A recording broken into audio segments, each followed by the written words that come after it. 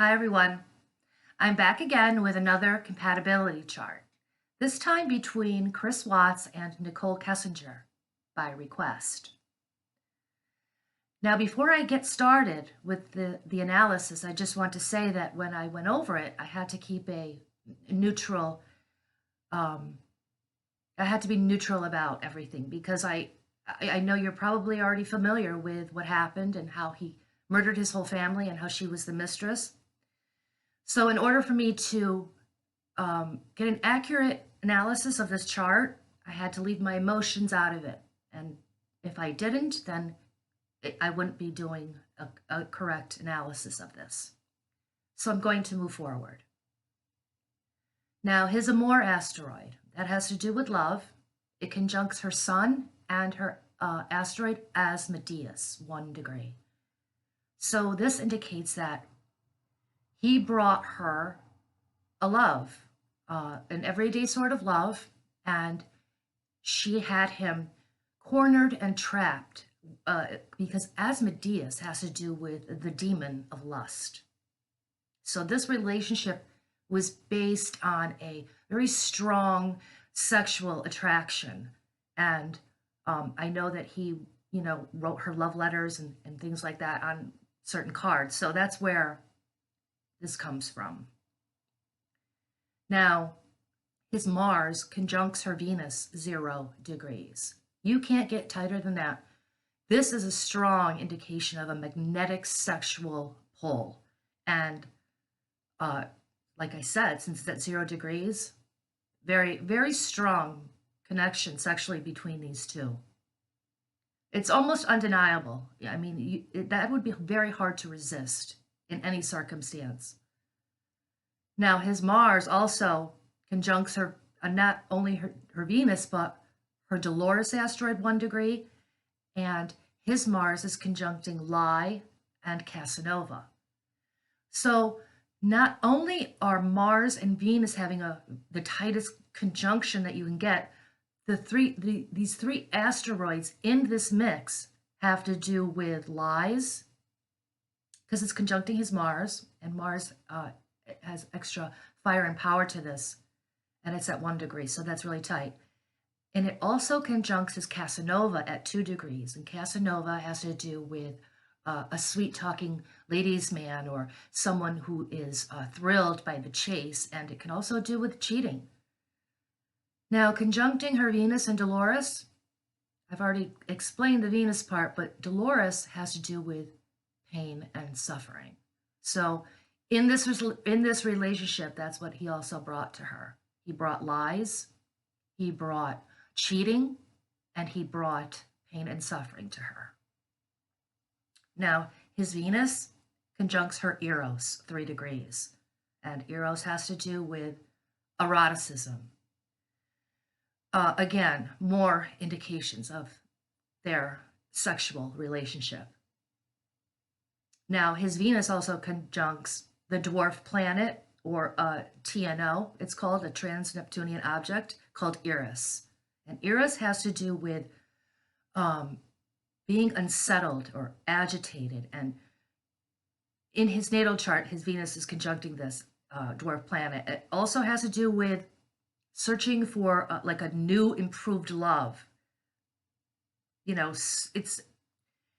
you get involved with someone and then you find out that it's not really what you want. So you keep searching for something that's better, like the grass is greener on the other side. That is what this represents, because Venus has to do with the planet of love, and Eris is similar to Mars. It's like the cousin or sister to Mars, the war planet, battles.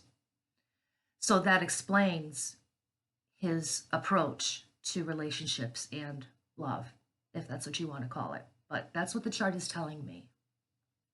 Now, her Jupiter, Aphrodite, Medea, and Sphinx conjuncts his Sun and his Algol, the fixed star, all within 2 degrees, and this is in 7th house, which has to do with committed relationships and marriage.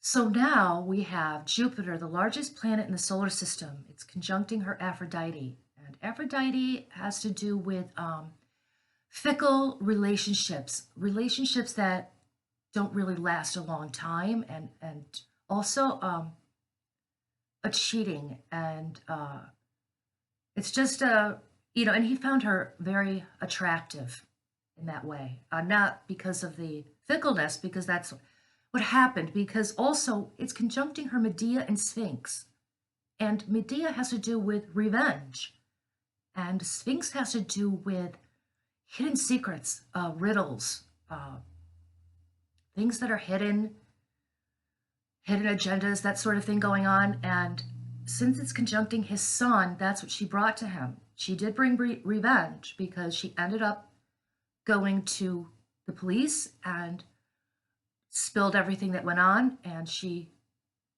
had a very long interviews with them, and Sphinx, secrets, hidden agendas. And that's conjuncting his sun, a very important luminary in the chart. So that's the energies that she brought to him. And also his sun conjuncts his Algol. Now, not everyone who has sun conjuncting Algol is evil, but in this case, it is, because in his natal chart, his Nessus conjuncts his midheaven, and Nessus has to do with abuse. Now, her Chiron, Alma, and Juno conjuncts his vertex 2 degrees. Chiron has to do with pain. More than likely, out of all of the charts that I've done, I've seen it cause pain more than 50% of the time. Actually, it's closer to maybe 75 or 90, but I'm just being conservative at this point, because I know there's a lot of people that think that Chiron is the wounded healer. But in this case, it's not. So Chiron conjuncting his vertex, she brought him pain. Alma has to do with soul, and so she also brought that to him. And Juno has to do with marriage. Now, I know they didn't get married, but she was searching around for wedding dresses on the internet. So there was the possibility here of them getting married, but the rest of the chart indicates otherwise. So when you're doing a synastry chart, you have to take into consideration the whole chart and not just one or two aspects. It's like a puzzle, and you have to put all the pieces together to see the full picture. Now, her Pholus and Typhoon conjuncts his Chiron 2 degrees. So how did he bring her pain? Well, Pholus has to do with an explosion, and Typhoon is self-explanatory. Typhoon is like an overwhelming, in astrology, it has to do with an overwhelming psychological events that are extremely disturbing. And since it's holding hands with Pholus, this is like a typhoon on steroids. And there was a lot of pain involved in this relationship regarding all of the, when she found out what happened, she was completely overwhelmed and psychologically shocked, and it was unbelievable to her, and very overwhelming. Now, her Sedna conjuncts his descendant 1 degree, and the descendant, a really important angle in the synastry chart. You have to pay attention to what conjuncture angles and your luminaries from the other person, because you will receive those energies. And in this case, Sedna has to do with separation and betrayal. So by her going behind his back and reporting him to the police and telling them everything that she knew, according to the chart, it's betrayal. Even though it was correct, that Sedna asteroid, that's what the energies represent. Okay, so I'm going to be moving forward. Now, his Calypso conjuncts her Lilith 1 degree. Lilith has to do with raw sexuality, and Calypso, that asteroid, has to do with things that are hidden or secret. So right here, this translates into there was a secret sexual relationship, and his wife didn't know anything about it, and not anyone else did either until the very end. Now, Her Pallas conjuncts his IC and Jupiter 1 degree. The IC is another really important angle in a synastry chart. It opposes the midheaven, and the IC is on the cusp of the fourth house that rules the home and the family. And Pallas has the energies of wisdom and good counsel. So she tried to give him really good advice about his family and his home. I do think that she had told him, don't you think you should work out this relationship with your wife? Yeah, because you do have children. And since his Jupiter is conjuncting her Pallas, this magnifies that energy. So this aspect also ties into their relationship. Now, her young asteroid conjuncts his Mercury 2 degrees, and also Lachesis. And Carl Jung, I think that's how you pronounce his last name. He was like a psychoanalyst. So she also tried to psychoanalyze his behaviors. And when they were talking, they had a lot of, I would say, philosophical conversations. And with her young asteroid conjuncting his Mercury, which is the talking and thinking planet, again, she tried to figure out what his motives were and what was going on with his wife and in the family and the home. And Lachesis has to do with death. So, again, I would think that she tried to analyze this whole situation that had to do with the murder and the death situation in that whole relationship, because Lachesis is a death marker. Now, her Pluto, Magian, Psyche, and Grieve conjuncts his ascendant, 0 degrees and 2 degrees. The ascendant, like I said, it's an angle, and it's very important. So her Pluto conjuncting his ascendant, this is the energy of feeling weak in the knees aspect. It's a very powerful connection. And so he felt weak in the knees when he saw her and when he was with her. It was very, it really, got to him, her energy. And she had a lot of control over him as far as that went with the sex and the emotions, because her Magian is also conjuncting his ascendant as well and is holding hands with Pluto. And Magian has to do with a spellbinding magical effect. Think of a magician with a wand, and that's what she brought to him. Also, Psyche has to do with love, passion, and soul. So I think in the beginning she really thought that he was maybe the right guy for her. And like I said, she was on the internet looking for wedding dresses. So I think that she did love him. But there's another asteroid also conjuncting these other two, and that's Grieve. And so what did she bring to him? Grief, because she ended it and the relationship didn't last, and there was a lot of grieving over the loss of this. And I think that mostly on his part. Now, his point of fortune conjuncts her Fama asteroid and Law, 1 degree and 3 degrees in the 9th house. The point of fortune, it's a circle with a cross in the middle, and it's like a mini Jupiter. So it will expand the energies of whatever it touches. And in this case, it's conjuncting her Fama and Law. And Fama has to do with fame. And Law is self-explanatory. That has to do with the law. And it's all in the 9th house, which the 9th house rules lawyers and law. So she became famous over this whole unfortunate circumstance. Again, the charts don't lie. Now, his Lacrimosa and Alma conjuncts her Watts asteroid, 1 degree. I always bring up the PNAs because they never fail to show up when there's a significant relationship in your life. So Lacrimosa has to do with tears and crying, and Alma has to do with, again, soul. And it conjuncts her Watts asteroid, 1 degree. So there was a lot of tears and crying and grieving and the loss of the soul to the relationship. Now, her destiny conjuncts his midheaven, 0 degrees. And the midheaven is another important angle because it represents what the public sees. And if you're not famous, the general public or the whole world is what I meant. If you are famous, the whole world will see.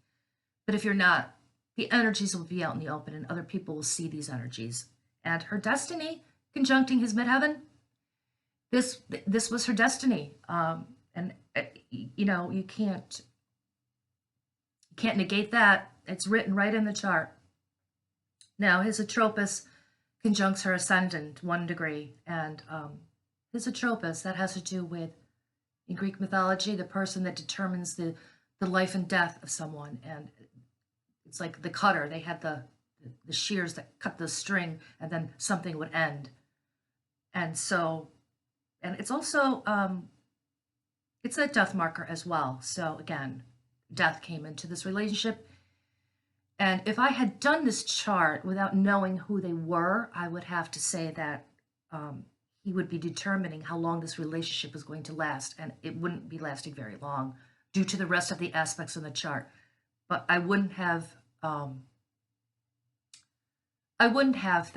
that it would be in the way that it happened by him being a family annihilator. But you know, when you do a chart, you don't automatically look at the full-blown negative, but it's there. It's here. I'm sorry. It's in the chart due to his sun conjuncting his Algol and other aspects in his natal chart that indicate deviant behavior, to put it mildly. Now, in her natal chart, her Melpomene and Hecate conjuncts her north node, and it's at less than 3 degrees. Whatever conjuncts your north node in your natal chart, that will be some of the themes in your life, what your life theme will be and where you're going. And these 2 asteroids that has to do with tragedy and the false image that you portray to others. So Melpomene, yes, she did have tragedy in her life, and by knowing him and being involved with him. And Hecate has to do with, like I said, the false image that you portray towards other people. And now I'm not saying that she was involved in this. I'm just saying that due to the tragedy in her life regarding certain issues, there's a false image that others can portray towards her that she falls for, or now she's behind the scenes and she's like I think she's in witness protection program. So again, she has to portray some, her persona is now not what she really is. Now, his Isolde, Venus and Swindle conjuncts her IC, 3 degrees. I failed to mention at the beginning of this video that I have a rectified birth time for her that I did, and it took a while, and I finally came to the conclusion of what her birth time actually is within a reasonable amount of time. So his Isolde, that has to do with the love triangle, and Venus, the planet of love, and Swindle has to do with fraudulent behavior, lying, and also cheating. And this is conjuncting her IC. So this happened behind the scenes, and no one saw all of this until it came to fruition because of the fact of his point of fortune conjuncting her Fama, asteroid Fama, and Law. So again, I think this picture is complete, and I hope you enjoyed this interpretation. And if you're interested in hearing about more synastry charts, hit the subscribe button, and I will be back soon. Have a nice day, and thanks for watching.